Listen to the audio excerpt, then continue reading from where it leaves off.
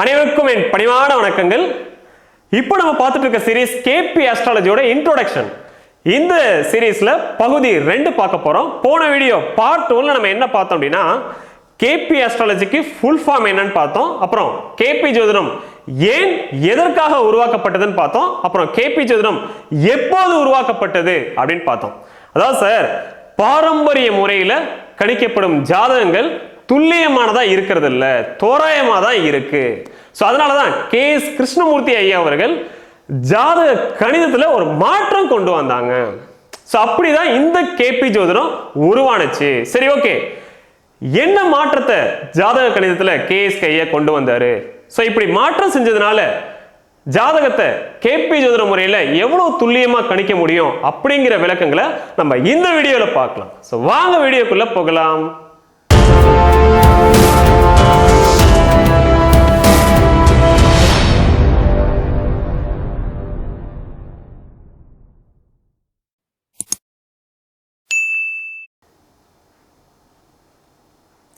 இப்போ ஜோதிடத்துல ஒரு பேசிக் ரூலை ரீகால் பண்ணுவோம். அது என்னன்னா, ஒரு ஜாதகர் பிறந்த நேரத்தின் போது சந்திரன் எந்த நட்சத்திரத்தின் மேல் சென்று கொண்டிருந்தாரோ அந்த நட்சத்திரத்திற்கு உரிய கிரகம் தான் அந்த ஜாதகருக்கு ஆரம்ப கால தசாநாதனா வரும்.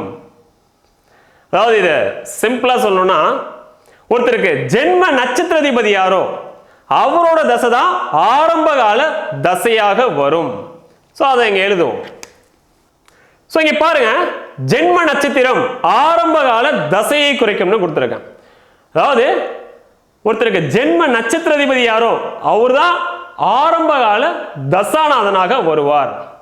நல்லா கவனிங்க சார், ஜென்ம ராசி அதிபதிய ஆரம்ப கால தசாநாதனா முன்னோர்கள் சொல்லல, ஜென்ம நட்சத்திராதிபதி தான் சொல்லியிருக்காங்க.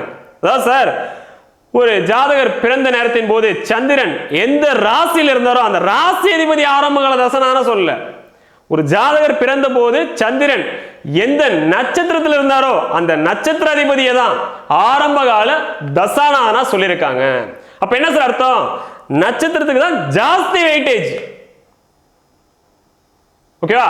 அப்ப நட்சத்திரத்திற்கும் தசைக்கும் நெருங்கிய அளவுல சம்பந்தம் இருக்கு.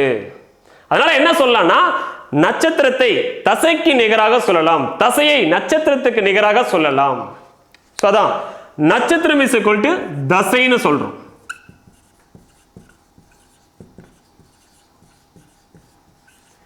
ஏன்னா ரெண்டுக்கும் பாத்தீங்கன்னா மிகப்பெரிய அளவுல சம்பந்தம் இருக்கு. ஓகேவா? நட்சத்திரத்தை எப்படி சார் பிரிச்சிருக்காங்க முன்னோர்கள்? ஒவ்வொரு நட்சத்திரத்தையும் 4 பிரிவுகளா பிரிச்சிருக்காங்க. பாரம்பரிய முறையில வேதிக் அஸ்ட்ராலஜில ஒவ்வொரு நட்சத்திரமும் 4 பிரிவுகளாக பிரிக்கப்பட்டுள்ளது. எழுதி போட்டுறேன், வேதிக். ஓகேவா? சரி, ஓகே. தசை எப்படி பிரிச்சிருக்காங்க? தசைக்கு பிரிவுகள் இருக்கா? இருக்கு. ஒவ்வொரு கிரகத்தோட தசையையும் 9 பிரிவுகளா பிரிச்சு வச்சிருக்காங்க. அதாவது ஒவ்வொரு கிரகத்தோட தசையிலையும் 9 கிரகங்களுக்கு பங்கு இருக்குன்னு சொல்லிதான் 9 பிரிவுகளா பிரிச்சு 9 புத்திகள்னு சொல்லியிருக்காங்க. அப்ப தசையோட உட்பிரிவுகள் புத்திகள், 9 புத்திகள். நல்லா கவனிங்க சார், நட்சத்திரத்தை தசைக்கு நிகரா சொல்றோம், தசைய நட்சத்திரத்துக்கு நிகரா சொல்றோம். தசையை மட்டும் 9 பிரிவுகளா பிரிச்சிருக்காங்க, நட்சத்திரத்தை மட்டும் 4 பிரிவுகளா பிரிச்சு வச்சிருக்காங்க. இங்க லாஜிக் ஏதோ கொஞ்சம் இடிக்குது ஆக்சுவலா. ஓகேவா? அதாவது ஒவ்வொரு கிரகத்தோட தசையிலேயும் 9 கிரகங்களுக்கு பங்கு இருக்குன்னு சொல்லிதான் 9 புத்திகளா பிரிச்சு வச்சிருக்காங்க. அந்த மாதிரி ஒவ்வொரு கிரகத்தோட நட்சத்திரத்திலையும் 9 கிரகங்களுக்கு பங்கு இருக்குன்னு சொல்லி ஒவ்வொரு நட்சத்திரத்தையும் ஏன் 9 பிரிவுகளா பிரிக்க கூடாது அப்படிங்கிற சிந்தனை முதலாக சென்ற நூற்றாண்டில் வாழ்ந்து காலம் சென்ற கோபாலகிருஷ்ணன் ராவோ ஐயா அவர்களுக்கு வந்துச்சு. அதாவது சார், நட்சத்திரத்தையும் தசையையும் நெருங்கிய அளவுல சம்பந்தம் இருக்குன்னு சொல்றோம். தசைக்கு பாருங்க 9 பிரிவுகள், நட்சத்திரத்துக்கு 4 பிரிவுகள் ஆக்சுவலா. சோ அதனாலதான் தசையிலிருந்து புத்திகளை பிரிச்ச அதே பாணியில ஒவ்வொரு கிரகத்தோட நட்சத்திரத்தையும் 9 பிரிவுகளா கோபாலகிருஷ்ணன் ஐயா அவர்கள் பிரிச்சாரு. யார் இந்த கோபாலகிருஷ்ணன் ஐயான்னு கேட்கலாம். ஐயா அவர்களும் கேஎஸ்கே ஐயா வாழ்ந்த காலகட்டத்தில் தான் வாழ்ந்திருக்காரு. இருவரும் சமகாலத்தவர்கள்னு சொல்லலாம் ஆக்சுவலா. எனக்கு தெரிஞ்ச வரைக்கும் 2 பேர் ஃப்ரெண்ட்ஸ் நினைக்கிறேன் ஆக்சுவலா. ஸோ ஃபர்ஸ்ட் ஒரு நட்சத்திரத்தை 9 பிரிவுகளா பிரிச்சது கோபாலகிருஷ்ணன் ராவோ ஐயா அவர்கள். ஓகேவா? இப்ப தசையிலிருந்து புத்திகளை பிரிச்ச பாணின்னு இடையில சொன்ன அது என்ன? அதாவது சார் ஒவ்வொரு கிரகத்தோட தசையையும் 9 சம பகுதிகளா பிரிக்கல. ஒவ்வொரு புத்திகளோட அளவு பார்த்தீங்கன்னா மாறுபடுது. அது எப்படி பிரிச்சிருக்காங்கன்னா தசாவரத்தோட வெயிட்டேஜ் பொறுத்து தான் ஆக்சுவலா. இதை பத்தி அடுத்தடுத்த வீடியோல பார்க்கலாம். அது டீடைலா சொன்னா இந்த வீடியோ ரொம்ப லென்த் ஆயிரும் ஆக்சுவலா. ஸோ தசையிலிருந்து புத்திகளை பிரிச்ச அதே பாணியில ஒவ்வொரு கிரகத்தோட நட்சத்திரத்தையும் 9 பிரிவுகளா பிரிச்சிருக்காங்க கேபி முறையில். ஓகேவா? ஸோ கேபி அப்படின்னு கொடுத்து இங்க 9 பிரிவுகள்னு கொடுக்குறாங்க.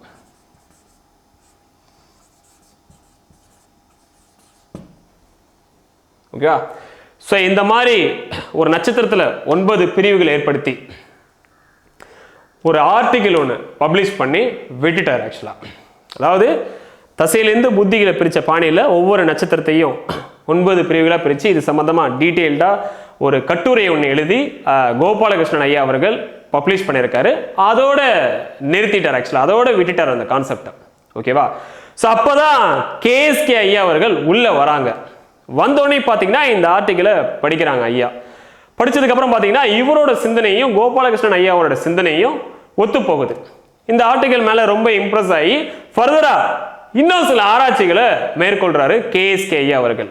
அப்படி மேற்கொள்ளும் போது முதல்ல அவர் என்ன பண்றாருன்னா இந்த 9 பிரிவுகள் இருக்குல்ல, ஒவ்வொரு நட்சத்திரத்தையும் 9 பிரிவா பிரிச்சோம்ல, அந்த பிரிவுகளுக்கு உப நட்சத்திரம் பேர் வைக்கிறார் சார் ஆக்சுவலா. கோபாலகிருஷ்ணன் ஐயா அவர்கள் 9 பிரிவா பிரிச்சாங்க, அவ்வளவுதான். அந்த 9 பிரிவுகளுக்கு பேர்லாம் வைக்கல. இப்ப 4 பிரிவுகள் சொல்றோம்ல சார், 4 பாதங்கள்னு சொல்றோம்ல, அந்த மாதிரி இந்த 9 பிரிவுகளுக்கு பேர்லாம் வைக்கல.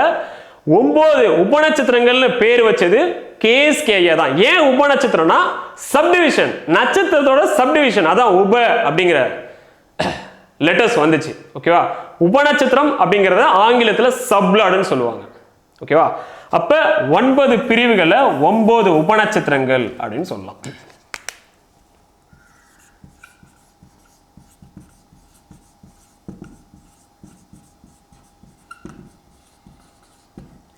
ஸோ இது எப்படி வந்துச்சுன்னா இந்த 9 புத்திகளை பிரிச்ச கான்செப்ட்ல தான். ஓகேவா? இங்கேயோட நிறுத்திடல ஆக்சுவலா, பேர் வச்சதோட நிறுத்தல சார் கேஎஸ்கே ஐயா. இங்க தான் கதையே ஸ்டார்ட் ஆகுது ஆக்சுவலா. அதாவது கேபி ஜோதிடத்தோட வரலாறு இங்க தான் ஸ்டார்ட் ஆகுது. அதுக்கடுத்து என்ன பண்றாரு அப்படின்னா தசையிலிருந்து புத்திகளை பிரிச்ச பாணியில தானே ஒவ்வொரு கிரகத்தோட நட்சத்திரத்தையும் 9 உபநட்சத்திரங்களா பிரிச்சோம்.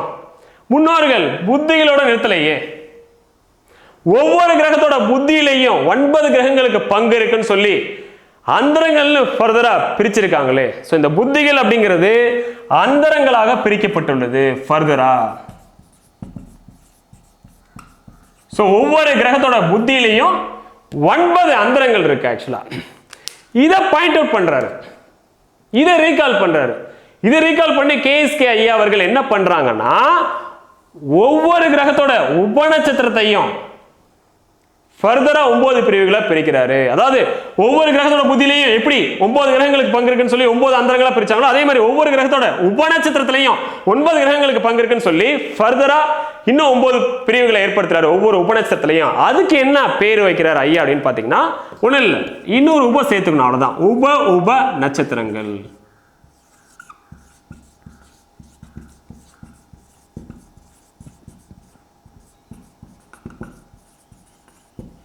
சார் கேபி முறை அப்படிங்கிறது பாரம்பரிய முறையை அடிப்படையாக கொண்டு உருவாக்கப்பட்டதுன்னு சொன்னேன். அடிப்படை விஷயங்கள் எல்லாமே அதேதான். ஆனா ஜாதக கணிதத்தில் மாற்றம் கொண்டு வந்தாங்களா, அது பாருங்க முன்னோர்கள் வழியிலே தான் போயிருக்காங்க. ஜாதக கணிதத்தில் ஏற்பட்ட மாற்றத்தை கூட முன்னோர் வழியிலே போய் தான் செஞ்சிருக்காங்க ஆக்சுவலா. ஓகேவா? அடுத்து பாருங்க, அந்தரங்களோட நிறுத்திருக்காங்களா முன்னோர்கள்? இல்ல, ஒவ்வொரு கிரகத்தோட அந்தரத்திலையும் 9 கிரகங்களுக்கு பங்கு இருக்குன்னு சொல்லி ஃபர்தரா சூட்சமங்கள்னு பிரிச்சு வச்சிருக்காங்க. அதாவது ஒவ்வொரு கிரகத்தோட அந்தரத்திலையும் 9 கிரகங்களுக்கு பங்கு இருக்கு, அதுதான் 9 சூட்சமங்கள். ஓகேவா? ஸோ தசை புத்திகளாக பிரிக்கப்பட்டுள்ளது, புத்திகள் அந்தரங்களாக பிரிக்கப்பட்டுள்ளது, அந்தரங்கள் சூட்சமங்களாக பிரிக்கப்பட்டுள்ளது. ஓகேவா? ஸோ இதை ரீகால் பண்ணி தான் ஒவ்வொரு கிரகத்தோட உப நட்சத்திரத்திலையும் 9 கிரகங்களுக்கு பங்கு இருக்கு அப்படின்னு சொல்லி உப உப உப நட்சத்திரங்களா பிரிச்சாரு ஃபர்தரா. ஸோ அதான் உப உப உப நட்சத்திரங்கள். ஸோ இதை வந்து சப்லாடுன்னு சொல்றோம்ல, உப உப நட்சத்திரங்களை சப்சப்லாடுன்னு சொல்லுவோம், இல்லை டபுள்ஸ்ன்னு சொல்லுவோம். ஓகேவா? ட்ரிபிள் எஸ் உப உப நட்சத்திரங்கள்னு சொல்லுவோம். ஆக்சுவலா ஏன்னா சொல்றதுக்கு லென்த்தா இருக்கிறதுனால, இந்த வார்த்தை லென்த்தா இருக்கிறதுனால ஷார்ட்டா ட்ரிபிள் எஸ்ன்னு சொல்லுவோம். ட்ரிபிள் எஸ்ங்கிறது சப் லார்ட் ஆக்சுவலா, இது வந்து டபுள் எஸ்ங்கிறது சப் லார்ட் ஆக்சுவலா. அப்படிதான் நம்ம வந்து டேர்ம் பண்ணுவோம். எதுக்கு சார் இவ்வளோ பிரிவுகள் ஏற்படுத்தணும் அப்படின்னா, ஒரு கிரகத்தோட நிலையை துல்லியமா எடுக்கிறதுக்கு தான் இவ்வளவு பிரிவுகளை ஏற்படுத்தியிருக்காங்க. ஸோ இது கூட பார்த்தீங்கன்னா ரேண்டமா அவங்க இஷ்டத்துக்குலாம் எதுவும் பண்ணல, முன்னோர்கள் வழியில தான் போயிருக்காங்க. ஆக்சுவலா லாஜிக் இருக்கா இல்லையா சார்? இந்த மாதிரி பிரிச்சது எல்லாத்துக்கும் லாஜிக் இருக்கா இல்லையா? இருக்கு. ஓகேவா? ஸோ இந்த அளவுக்கு வந்து நட்சத்திரங்களை வந்து வலுவா பிரிச்சு வச்சிருக்காங்க.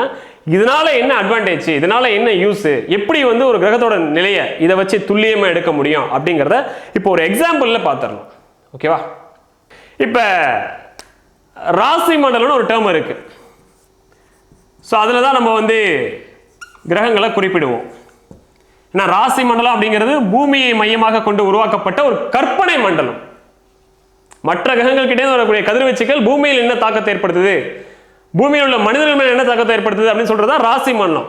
ராசி மண்டலத்தில் பூமி மையம், அதை சுத்தி கிரகங்கள் வந்துகிட்டு இருக்கும் ஆக்சுவலா. ஓகேவா? இதுதான் மெயின். இந்த ராசி மண்டலத்தை உலகம்னு வச்சுக்கோங்க சார். ஆக்சுவலா ஒட்டுமொத்த உலகம்னு கற்பனை பண்ணிக்கோங்க, ஜஸ்ட் இமேஜினேஷன். உங்களுக்கு ஒரு விஷயத்தை ஈஸியா புரிவிக்கிறதுக்காக இந்த மாதிரி சொல்றோம். சரியா? இந்த ராசி மண்டலத்தோட உட்பிரிவுகள் என்ன சார்? ராசிகள். அதாவது ராசி மண்டலத்தை 12 பிரிவுகளா பிரிச்சு 12 ராசிகள்னு சொல்லியிருக்காங்க ஆக்சுவலா. ஓகேவா? இந்த உலகத்தோட பிரிவுகள்லாம் என்ன சொல்லலாம்? உலகம் அப்படிங்கிறது பல்வேறு நாடுகளை உள்ளடக்கியது. அப்ப உலகத்தோட பிரிவுகளை நம்ம நாடுகள்னு சொல்லலாம் ஆக்சுவலா. என்ன சார் ராசிகள் 12, அது நாடுகளோட கம்பேர் பண்ணி எடுத்துக்காதீங்க, நான் ஸ்டெப் பை ஸ்டெப்பா சொல்றேன், ஜஸ்ட் இமேஜினேஷன். ஓகேவா? இந்த ராசிகளோட பிரிவுகள் என்ன? நட்சத்திரங்கள். ஸோ ராசிக்குள்ள நட்சத்திரங்கள் இருக்கு ஆக்சுவலா. ராசிகளோட உட்பிரிவுகள்னு சொல்லலாம், தப்பே கிடையாது. ஓகேவா? இந்த நாடுகளோட உட்பிரிவுகள் என்ன?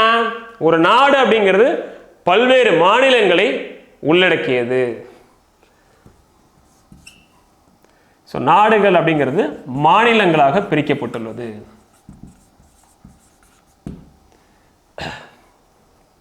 ஓகேவா? இந்த நட்சத்திரத்தோட உட்பிரிவுகள் என்ன? கேபி முறையில், கேபிக்கு நம்ம வந்துட்டோம். ஸோ கேபி முறையில் பார்த்தீங்கன்னா ஒவ்வொரு நட்சத்திரத்தையும் 9 உப நட்சத்திரங்களா பிரிச்சிருக்காங்க. ஸோ நட்சத்திரத்தோட உட்பிரிவை உப நட்சத்திரங்கள் அப்படின்னு கொடுக்குறாங்க ஆக்சுவலா. உப நட்சத்திரங்கள். இந்த மாநிலங்களை எப்படி பிரிச்சிருக்காங்க? ஒரு மாநிலம் அப்படிங்கிறது பல்வேறு மாவட்டங்களை உள்ளடக்கியது. ஸோ மாநிலங்களை மாவட்டங்களா பிரிச்சிருக்காங்க ஆக்சுவலா.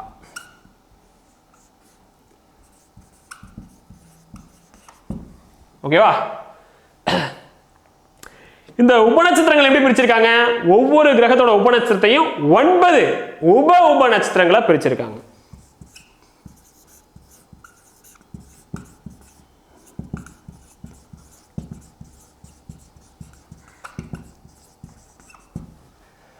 ஸோ மாவட்டங்களோட உட்பிரிவு என்ன சார்?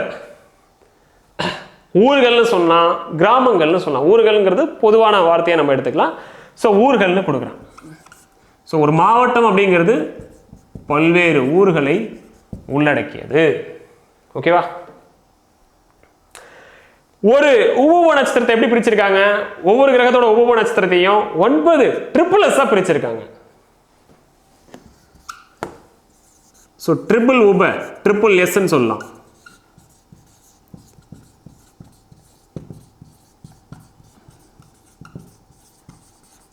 என்ன சார் போய்கிட்டே இருக்கு, இதுக்கு ஒரு எல்லையே இல்லையான்னு கேட்கலாம். சார் இவ்வளவு பிரிவுகளை ஏற்படுத்தினாதான் ஒரு கிரகத்தோட நிலையை துல்லியமா எடுக்க முடியும். கிரகத்தோட நிலையை துல்லியமா எடுத்தாதான் நம்மளுக்கு துல்லியமான பலன்கள் கிடைக்கும். ஆக்சுவலா இதை பார்த்துட்டு மலைச்சோம்னா ப்ரிடிக்ஷன் துல்லியமா வராது. ஸோ இந்த அளவுக்கு துல்லியமா நட்சத்திரங்களை பிரிச்சு வச்சுட்டு போயிருக்காரு அப்படின்னா அதை ஃபாலோ பண்றதுல ஒரு கஷ்டமும் கிடையாது சார். ஆக்சுவலா ஓகேவா? ஸோ இந்த ஊர்கள் எப்படி சார் சொல்லலாம்? ஊர்களுக்கு எப்படி பிரிவுகள்லாம் தெரு. ஆக்சுவலா அவ்வளவுதான். ஸோ தெரு, நகர், அந்த மாதிரி நம்ம புரிதலுக்கு எப்படின்னா வச்சுக்கலாம். ஆக்சுவலா ஓகேவா? ஸோ இதெல்லாம் எதுக்கு கொடுத்துருக்கேன் அப்படின்னா, ராசி மண்டலத்தை உலகம்னு சொல்றோம்னா ராசிகளை நாடுகள்னு சொல்லலாம். அதாவது நாடுகளை ராசிகளுக்கு ஒப்பா சொல்லலாம். அதே மாதிரி மாநிலங்களை நட்சத்திரங்களுக்கு நிகரானதுன்னு சொல்லலாம். மாவட்டங்களை உபநட்சத்திரங்களுக்கு நிகரானதுன்னு சொல்லலாம். ஊர்களை உப நட்சத்திரங்களுக்கு நிகரானதுன்னு சொல்லலாம். அதே மாதிரி தெருக்களை ட்ரிபிள்எஸ்க்கு நிகரானதா சொல்லலாம். சரியா? இது ஒரு கற்பனை. ஸோ இந்த பிரிவுகளில் ஆக்சுவலா இதுலேருந்து இது வரைக்கும் தான் வேதிக். பாரம்பரிய ஜோதிட முறையில் நட்சத்திரங்கள், அப்புறம் நட்சத்திரங்கள் உட்பிரிவுகள் பார்த்தீங்கன்னா 4 பிரிவுகள், அவ்வளோதான். இது வரைக்கும் தான் வந்து பார்த்தீங்கன்னா பிரிவுகள் இருக்கு வேதிக் அஸ்ட்ராலஜியில். கேபி முறையில் தான் பார்த்தீங்கன்னா ட்ரிபிள்எஸ் வரைக்கும் பிரித்து வச்சிருக்காங்க. ஓகேவா? இது வேதிக். சரி, இப்போ ரமேஷ்னு ஒரு நண்பர் இருக்கார் சார், திருநெல்வேலியில் வசிக்கிறார். ஆக்சுவலா ஜஸ்ட் ஒரு இமேஜினேஷன்.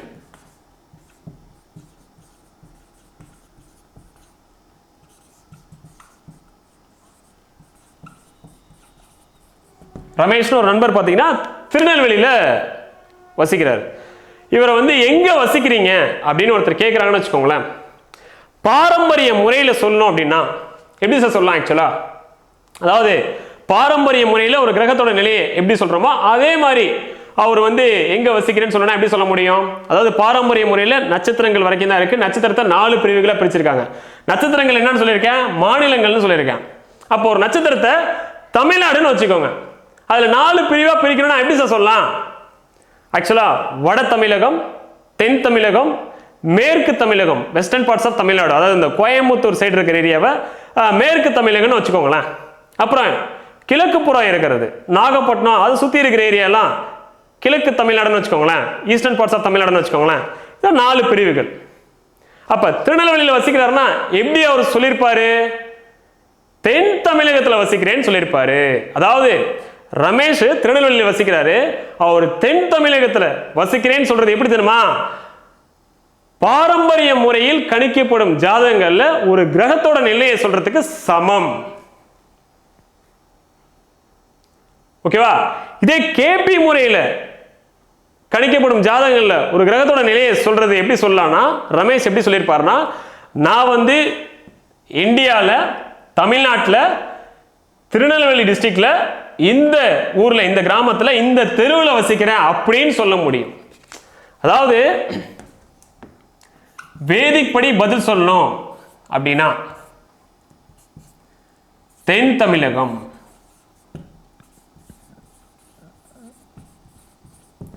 அதாவது ரமேஷ்ங்கிறவர் திருநெல்வேலியில் வசிக்கிறார் சார். ஒரு கிராமம் ஒரு தெருன்னு வச்சுக்கோங்க. ஆக்சுவலா அது நீங்களே வச்சுக்கோங்க. எனக்கு திருநெல்வேலியில் என்னென்ன கிராமம் இருக்கு, என்னென்ன தெரு இருக்குன்னு எனக்கு தெரியாது. ஆக்சுவலா அதை நீங்களே புரிஞ்சுக்கோங்க.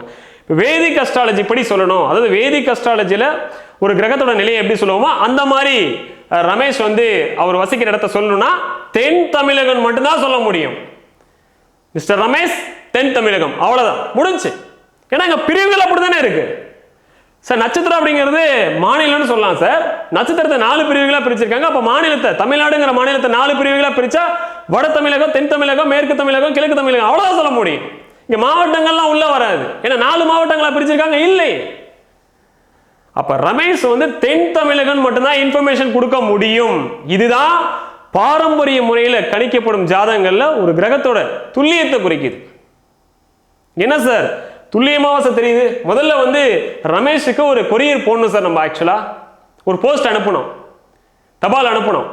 மிஸ்டர் ரமேஷ் தென் தமிழகம்னு போட்டா போய் சேர்ந்துருமா? முதல்ல எடுக்கவே மாட்டாங்க. ஆக்சுவலா பார்த்துக்கோங்க பாரம்பரிய முறையில் ஒரு கிரகத்தோட நிலை எந்த அளவுக்கு துல்லியமா எடுக்கிறோன்னு.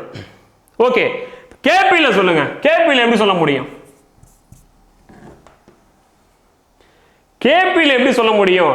அதாவது கேபி முறையில் ஒரு கிரகத்தோட நிலையை எப்படி சொல்றோமா அந்த பாணியில் ரமேஷ் அவர்கள் தன்னோட அட்ரஸை சொல்லணும்னா, நான் வந்து இந்தியாங்கிற கண்ட்ரியில் தமிழ்நாடுங்கிற ஸ்டேட்ல திருநெல்வேலி அப்படிங்கிற மாவட்டத்தில் இந்த ஊர்ல இந்த தெருவில் வசிக்கிறேன் அப்படிங்கிற டேட்டாவை கிளியரா கொடுக்க முடியும்.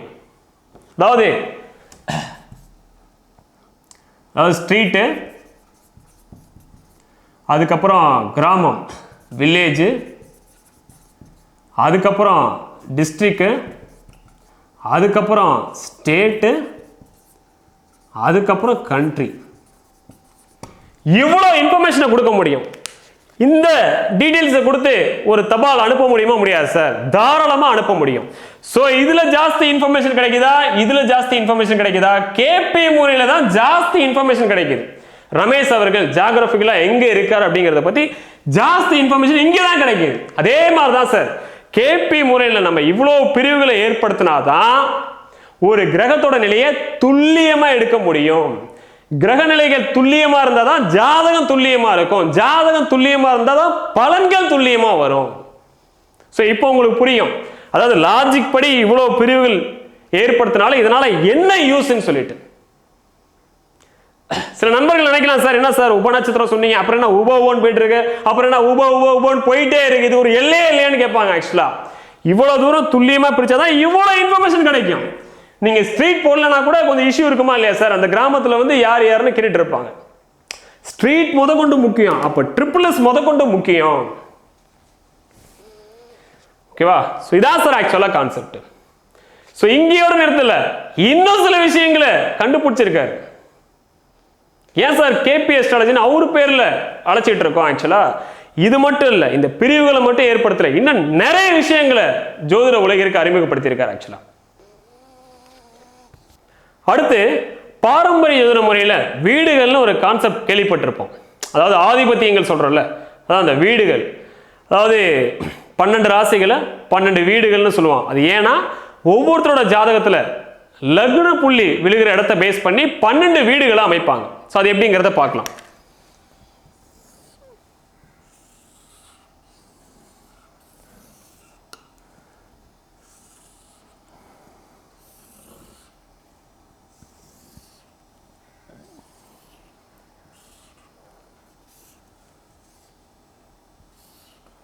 இதான் சார் ராசி மண்டலம். ஒரு ஜாதகத்தில் லக்ன புள்ளி எங்க விழுகுதோ அதை பேஸ் பண்ணி 12 வீடுகள் அமைப்பாங்க. ஆக்சுவலா அந்த 12 வீடுகள் எதுக்குன்னா சார், காரகத்துவங்களை நம் முன்னோர்கள் நவகிரகங்களுக்குள்ளேயும் தொகுத்து வச்சிருக்காங்க, 12 ராசிகளுக்குள்ள, அதாவது 12 வீடுகளுக்குள்ளேயும் தொகுத்து வச்சிருக்காங்க. இப்போ ஒரு விஷயத்தை நீங்க அனலைஸ் பண்ணணும்னா அந்த விஷயம் எந்த கிரகத்துக்கிட்ட வருதோ அந்த கிரகத்தோட நிலையை அனலைஸ் பண்ணணும். அதே மாதிரி அந்த விஷயம் எந்த வீட்டில் வருதோ அந்த வீட்டோட நிலையையும் அனலைஸ் பண்ணணும். அதுதான் வீடுகள். ஓகேவா? அது வந்து லக்ன புள்ளி விழுகிற இடத்தை பேஸ் பண்ணி தான் அமையுது. உதாரணத்துக்கு ஒருத்தரோட ஜாதகத்தில் லக்ன புள்ளி துலா ராசியில விழுகுதுன்னு வச்சுக்கோங்களேன்.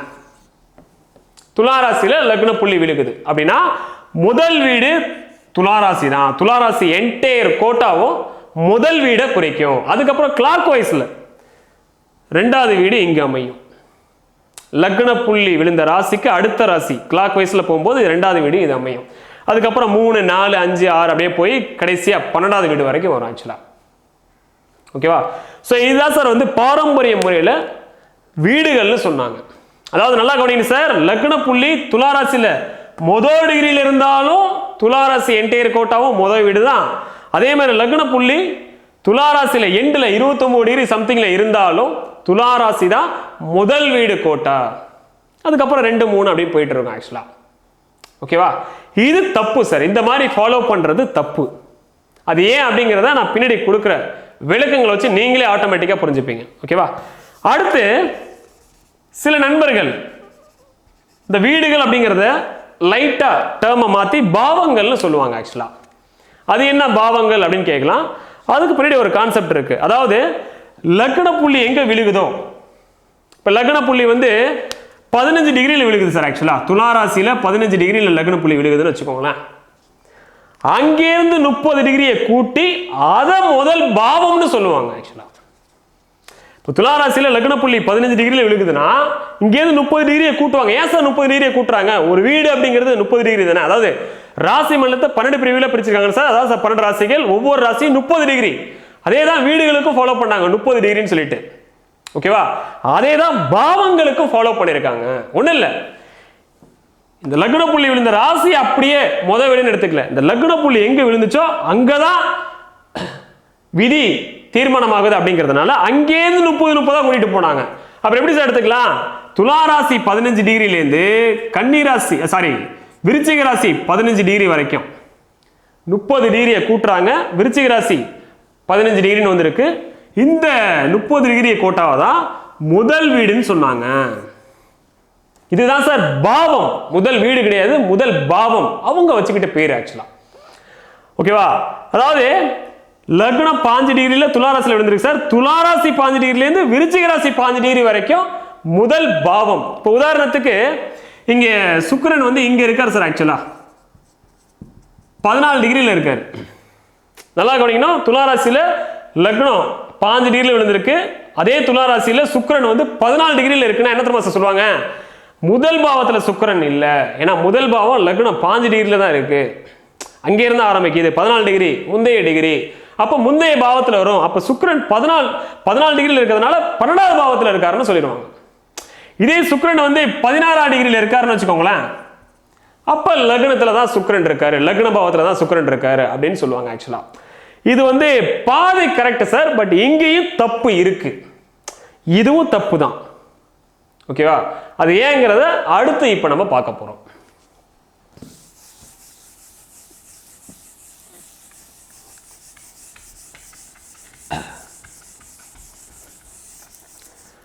அதான் சார் ராசி மண்டலம் அப்படிங்கிறது நீள்வட்ட வடிவமானது.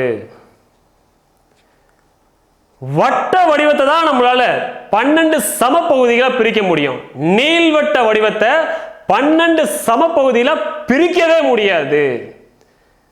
12 பகுதிகளா பிரிக்கலாம், ஆனா 12 சம பகுதிகளா பிரிக்க முடியாது. ராசி மண்டலத்தை அதாவது நீள்வட்ட வடிவத்தை 12 பகுதிகளா பிரிக்கிறதுக்கு பேரு பிளசிடஸ் முறை. அது பிளசிடஸ்ங்கிறவர் தான் கண்டுபிடிச்சாரு, அதனால அவரோட பேரையே வச்சுக்கிட்டோம். அது என்ன சார் பிளசிடஸ் முறை? ஏன் வந்து சம பகுதியா பிரிக்க முடியாது? எப்படிதான் வரும் ராசி மண்டலத்தை பிரிச்சு அப்படின்னா, நான் போர்டில் காமிக்கலாம், மேனுவலா வரைஞ்சு காமிக்கலாம் ராசி மண்டலத்தை. பட் டைம் ஆகும், அதே நேரத்தில் ரொம்ப பெஸ்டா வரைய முடியாது. அதனால நான் ஒரு இமேஜ் டிசைன் பண்ணியிருக்கேன், அதை உங்களுக்கு காமிக்கிறேன். என்னோட ஆன்லைன் கிளாஸ்ல கொடுக்குற இமேஜ் உங்களுக்கு இப்போ டிஸ்பிளே பண்றேன், பாருங்க.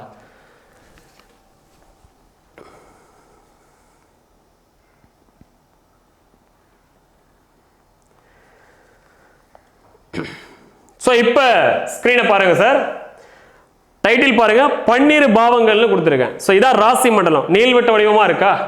சோ இதுல பாருங்க 1 2 3 நம்பர் கொடுத்துருக்கேனா, இதுதான் சார் பாவங்கள். ஓகேவா? இதுல பாருங்க எதிரெதிர் பாவங்களோட அளவு ஒரே அளவா இருக்கும். பட் ஒரு பாவத்தோட அளவு மாதிரி இன்னொரு பாவம் இருக்காது. இங்க பாருங்க சார், ஃபார் an எக்ஸாம்பிள் இங்க பாருங்க 1 7 பாருங்க, பிங்க் கலர்ல கொடுத்துருக்கேன். எதிரெதிர் பாவங்கள் அதோட அளவு பாருங்க ஒரே அளவா தெரியுதா சார்? இது நான் வந்து சிஸ்டம்ல டிசைன் பண்ணதான், அதனால கண்டிப்பா ஒரே மாதிரி தான் தெரியும். ஸோ 1 7 ஒரே அளவா இருக்கு பாருங்க. அதாவது ராசி மண்டலத்தை 12 பிரிவுகளா பிரிக்கும் போது எதிரெதிர் பாவங்களோட அளவு ஒன்னா இருக்கும். ஆனா இங்க லக்ன பாவத்தோட அளவையும் 4ஆம் பாவத்தோட அளவையும் பாருங்க ஒரே மாதிரி இருக்கா? இல்ல. நல்லா பாருங்க சார், லக்ன பாவத்தை பிங்க் கலர்ல கொடுத்துருக்கேன், 4ஆம் பாவத்தை கிரீன் கலர்ல கொடுத்துருக்கேன். கண்டிப்பா அளவுல டிஃபரன்ஸ் இருக்கா இல்லையா சார்? இருக்கு. சோ இப்படிதான் சார் ராசி மண்டலத்தை 12 பகுதியில பிரிக்கும் போது எதிரெதிர் பாவங்களோட அளவு தான் ஒன்னா இருக்கும், மற்ற பாவங்களோட அளவுலாம் ஒரே மாதிரி இருக்காது, கண்டிப்பா டிஃபரன்ஸ் இருக்கும். அப்ப என்ன சார் கான்செப்ட்? நம்ம என்ன சார் புரிஞ்சுக்கணும் ஆக்சுவலா? அதாவது ராசி மண்டலத்தை 12 சம பகுதியில பிரிக்கிறது தப்பு. 30 டிகிரியா 12 30 பிரிக்கிறது தப்பு. இந்த மாதிரி பிளசிடஸ் முறைப்படி பிரிக்கிறது தான் அறிவியல். இந்த மாதிரி பிளசிடஸ் முறைப்படி ராசி மண்டலத்தை பிரிக்கும் போது ஒரு ராசி அதாவது ஒரு பாவம் நீண்ட பாவமாகவும் ஒரு பாவம் குறுகிய பாவமாகவும் வரும். அப்ப என்ன அர்த்தம்னா ஒரு பாவம் 30 டிகிரிக்கு பதிலாக 31 டிகிரியும் இருக்கலாம். அதே மாதிரி ஒரு பாவம் 30 டிகிரிக்கு பதிலாக 29 டிகிரியும் இருக்கலாம். அது எப்படிங்கிறத இப்ப திரும்ப வரைஞ்சு காமிக்கிறேன் உங்களுக்கு. ஆக்சுவலா அதாவது அகைன் ராசி மண்டலத்தை போடுவோம். ஓகேவா?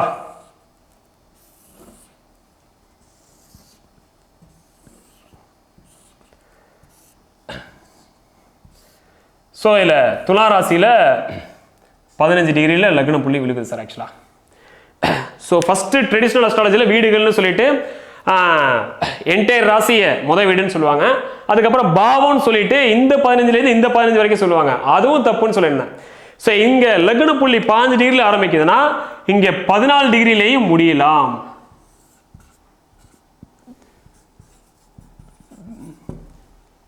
ஸோ இங்கே 14லே முடியும் போது என்ன ஆகும்? 29 டிகிரி தான் முதல் பாவமே வரும் ஆக்சுவலா. புரியுதா உங்களுக்கு? அதே மாதிரி இங்கே 16லேயும் முடியலாம், 31 டிகிரியாகவும் இருக்கலாம். 30 டிகிரிங்கிறது கிடையாது. ஏன்னா ராசி மண்டலத்தை நீள்வட்ட வடிவத்தை பிரிக்கும் போது ஏற்றத்தாழ்வுகள் இருக்கும். அப்போ ஒரு பாவம் பெருசா இருக்கும், ஒரு பாவம் சின்னதா இருக்கும் ஆக்சுவலா. ஓகேவா? ஸோ இதுதான் நீங்க புரிஞ்சுக்கணும். இதுதான் கேஎஸ்கே ஐயா அவர்கள் அறிமுகப்படுத்தி இருக்காரு. ஸோ நட்சத்திரங்களை பிரிச்சதோடு மட்டும் இல்லை சார், ராசி மண்டலத்தை மிக அழகா தொகுத்து வச்சிருக்காரு. ஆக்சுவலா எப்படி சார்? அதாவது ஒரு குறிப்பிட்ட ஊர்ல பிறக்கிற குழந்தைக்கு லக்ன புள்ளி இந்த இடத்துல இருக்கு அப்படின்னா 2ஆம் பாவம் இங்க ஸ்டார்ட் ஆகும், 3ஆம் பாவம் இங்க ஸ்டார்ட் ஆகும், 4ஆம் பாவம் இங்க ஸ்டார்ட் ஆகும்னு சொல்லிட்டு ஒரு பெரிய டேபிளே உருவாக்கி வச்சிருக்காரு. நல்லா கவனிங்க சார். அதாவது பிறந்த இடத்தை வச்சுதான் லக்ன புள்ளி தீர்மானமாகுது. ஸோ பிறந்த இடம் அப்படிங்கிறது எதை குறிக்குதுன்னா லாட்டிடியூட் லாங்கிடியூட், அச்சரேகை தீர்க்கரேகை. இதுல லாங்கிடியூட் அப்படிங்கிறது தான் தீர்க்க ரேகை தான் லக்ன புள்ளி விழுகிற இடத்தை குறிக்குது. இந்த லாட்டிடியூட் அச்சரேகை என்ன பண்ணுதுன்னா மற்ற 11 பாவம் ஆரம்ப முனைகளை குறிக்குது. ஓகேவா? அதாவது ஒரு குறிப்பிட்ட ஊர்ல ஒரு குழந்தை பிறக்குது, லக்னம் இங்க விழுந்துருச்சுன்னா 2ஆம் பாவம் இங்கே, 3ஆம் பாவம் இங்கன்னு சொல்லிட்டு எல்லா ஆரம்ப முனைகளையும் தீர்மானிச்சு வச்சிருக்காரு. அதுதான் டேபிள் ஆஃப் ஹவுசஸ். ஓகேவா? அப்படி பார்க்கும்போது ஒரு ராசி ஒரு பாவம் 29 டிகிரி, ஒரு பாவம் 28 கூட இருக்கலாம். ஓகேவா? இப்படி பிரிக்கிறதா சார் கரெக்ட். ஆக்சுவலா கேபியில பாவ முனைன்னு ஒரு கான்செப்டை கேஎஸ்கே ஐயா அவர்கள் அறிமுகப்படுத்தியிருக்காரு. சரியா? இந்த பாவமுனை அறிமுகப்படுத்தினதுனால ராசி மன்றத்தை மிக அழகா தொகுக்க முடிஞ்சிச்சு ஆக்சுவலா கேஎஸ்கே ஐயா அவர்கள். ஸோ இதையும் கேஎஸ் கிருஷ்ணமூர்த்தி ஐயா அவர்கள் தான் கண்டுபிடிச்சிருக்காரு. இந்த மாதிரி நிறைய விஷயத்தை கேபி முறையில் அறிமுகப்படுத்தியிருக்காரு சார் ஆக்சுவலா. அதனால தான் ஒரு கிரகத்தோட நிலையை துல்லியமா எடுக்க முடியுது. ஸோ அதனால தான் டைமை நீங்க சேம் டேட்டு சேம் பிளேஸ் இருக்கும்போது டைமை ஒரு நிமிஷம் சேஞ்ச் பண்ணாலும் உங்களால ஜாதகத்துல பல மாறுதல்களை பார்க்க முடியுது. அதாவது சார் ஜோதிட மாமேதை கேஎஸ் கிருஷ்ணமூர்த்தி ஐயா அவர்கள் நட்சத்திரங்களை முன்னோர் வழியிலே போய் பல பிரிவுகளா பிரிச்சிருக்காரு. அப்புறம் ராசி மண்டலத்தை அறிவியல் ரீதியாக மிக அழகாக தொகுத்து வச்சிருக்காரு. ஸோ இதெல்லாம் பண்ணதுனால தான் கேபி முறையில் மிக மிக துல்லியமாக ஜாதகங்களை கணிக்க முடியுது. சரி, ஓகே, துல்லியமா ஜாதகத்தை கணிச்சாச்சு, போதுமா? பத்தாது சார், விதி வேணும். அப்பதான் துல்லியமா கணிச்ச ஜாதகத்துக்கு பலன் சொல்ல முடியும். அந்த விஷயத்தையும் கேஎஸ்கே ஐயா அவர்கள் பண்ணியிருக்காரு. மிக அழகா ஒரு விதியை நம்மளுக்கெல்லாம் கொடுத்துட்டு போயிருக்காரு. அது விதி என்னன்னு கேட்டீங்கன்னா, ஒரு கிரகம்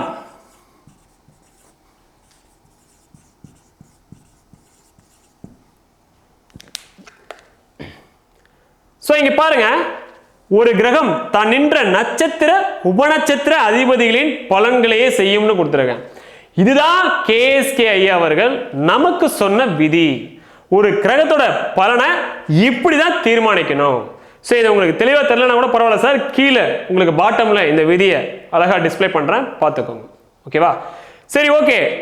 இந்த விதியை வச்சு எப்படி பலன் நிர்ணயிக்கிறது அப்படின்னு கேட்டீங்கன்னா, இப்போ ஒரு எக்ஸாம்பிள் பார்த்துடலாம். புதன் அப்படிங்கிற ஒரு கிரகத்தை எடுத்துப்போம் சார் ஆக்சுவலா. ஓகேவா? இவரோட பலனை ஒரு ஜாதகத்தில் நிர்ணயிக்க போறோம். ஓகேவா? ஒரு ஜாதகத்தில் பார்த்தீங்கன்னா புதன் வந்து சூரியனோட ஸ்டாரில் ட்ராவல் பண்ணிருந்திருக்காரு. அந்த ஜாதகர் பிறக்கும் போது புதன் சூரியனோட ஸ்டாரில் ட்ராவல் பண்ணிருந்திருக்காரு. சூரியனோட ஸ்டார்ஸ் பார்த்தீங்கன்னா 3 நட்சத்திரங்கள் இருக்கு. ஒன்று கிருத்திகை, உத்திரம், உத்திராடம். உத்திரம்னா வச்சுக்கோங்க, ஒரு ஜாதகர் பிறந்த நேரத்தின் போது புதன் வந்து பார்த்தீங்கன்னா சூரியன் நட்சத்திரமான உத்திர நட்சத்திரத்தை ட்ராவல் பண்ணிருந்திருக்காரு. அதான் நின்ற நட்சத்திரம். ஓகேவா? நட்சத்திரத்தை இங்க போட்டாச்சு. அதாவது ஒரு கிரகம் தான் நின்ற நட்சத்திர உபநட்சத்திர அதிபதிகள்னு கொடுத்துருக்கேன். இங்க நட்சத்திரத்தை போட்டாச்சு. உபநட்சத்திரம்னா என்ன? அதாவது ஒவ்வொரு கிரகத்தோட நட்சத்திரத்தையும் 9 உபநட்சத்திர பிரிவுகளா கேஎஸ்கேயா பிரிச்சிருக்காங்க. அப்படி பார்க்கும்போது சூரியனோட நட்சத்திரமான உத்திர நட்சத்திரத்தையும் 9 பிரிவுகளா பிரிச்சு வச்சிருக்காங்க. அதாவது 9 கிரகங்களோட உபநட்சத்திர பிரிவுகள். அப்படி பார்க்கும்போது புதன் வந்து சூரியனோட நட்சத்திரமான உத்திர நட்சத்திரத்தில் டிராவல் பண்ணிட்டு இருந்திருக்காருன்னா அந்த உத்திர நட்சத்திரத்துல ஏதாவது ஒரு கிரகத்தோட உபநட்சத்திரத்தில் டிராவல் பண்ணிட்டு இருப்பாரா இல்லையா? இருப்பாரு. அது என்ன அப்படின்னு பாத்தீங்கன்னா குருன்னு வச்சுக்கோங்க.